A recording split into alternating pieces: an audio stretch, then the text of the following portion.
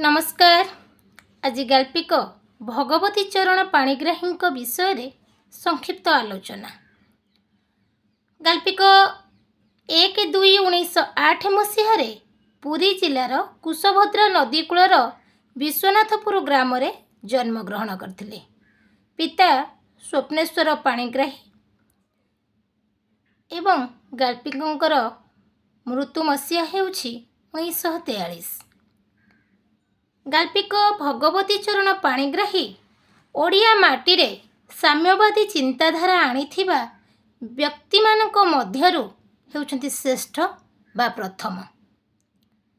तेणु तांको साम्यवादी चिंताधारार आद्य प्रवर्तक बोली कुहा जाए।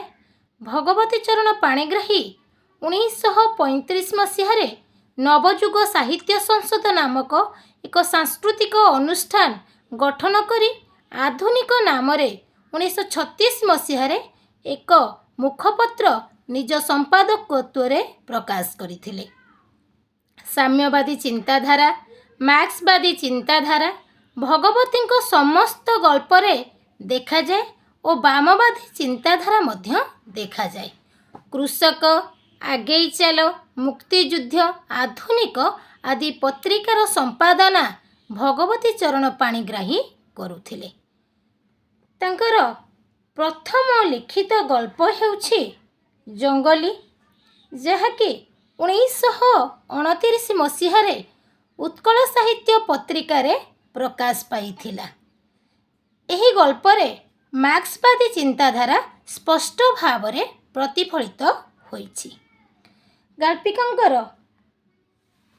शिकार गोटे बहुचर्चित गल्प जे कि तांकर आधुनिक पत्रिकार 1936 मसीह प्रकाश पाइथिला। आमे जदि जानिबा पई चाहिबा जे भगवती चरण पाणिग्राही जीवन काल भितरे केतोटी गल्प लिखिथिले, ताहे हेउछि मात्र 12टी गल्प लिखिथिले, जहाँकि शिकार और अन्यान्य गल्प संकलन रे संकलित होइछि। सेही 12टी गल्प हेउछि शिकार प्रथमे जंगली 1929, शिकार 1936, जीवनर समाधि समयातीत 1932 मसीहा, मिश्रंक कोप 1932 मसीहा, वंचिता 1932 मसीहा, मजलिस 1935 मसीहा, मृत्युर विवेचना 1934 मसीहा, झड़ 1934 मसीहा, आरंभ और शेष 1934 मसीहा, हातुड़ी और दा 1936 मसीहा एवं मीमांसा 1934 मसीहा।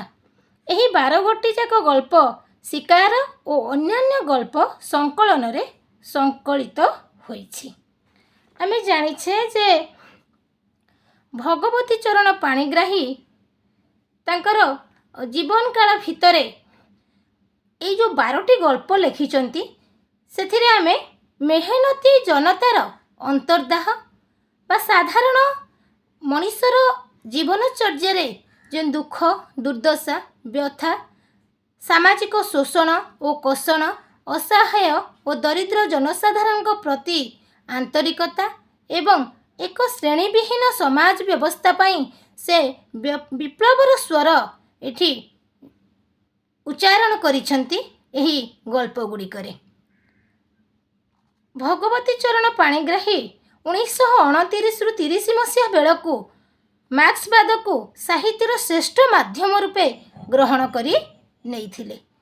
तेणु भगवती चरण तांको साहित्य रे आमे विप्लव साधारण मनुष्यर प्रति तांकर जो स्नेह सदिच्छा बा भल पाइबा आमे देखिबा को पाइबा एवं से महाजन से साधारण सरदार माने किपरि से समय रे साधारण लोक मान को शोषण करुथिबे बा करुथिले ताहार को किपरि प्रतिवाद करा जाई पारिबो से स्वर आमे गाल्पिकंक गल्प रे देखिबा को पाऊ।